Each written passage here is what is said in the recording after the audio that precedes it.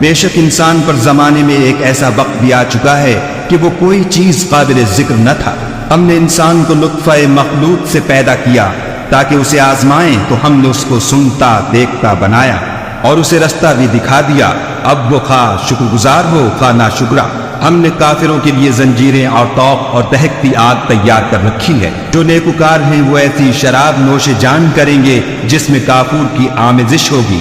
یہ ایک چشمہ ہے جس میں سے خدا کے بندے پئیں گے اور اس میں سے چھوٹی چھوٹی نہریں نکال دیں گے۔ یہ لوگ نظریں پوری کرتے ہیں اور اس دن سے جس کی سختی پھیل رہی ہوگی خوف رکھتے ہیں، اور باوجود کہ ان کو خود طعام کی خواہش اور حاجت ہے، فقیروں اور یتیموں اور قیدیوں کو کھلاتے ہیں، اور کہتے ہیں کہ ہم تم کو خالص خدا کے لیے کھلاتے ہیں، نہ تم سے عوض کے خواستگار ہیں نہ شکر گزاری کے طلبگار۔ ہم کو اپنے پروردگار سے اس دن کا ڈر لگتا ہے جو چہروں کو کرہ المنظر اور دلوں کو سخت مضطر کر دینے والا ہے۔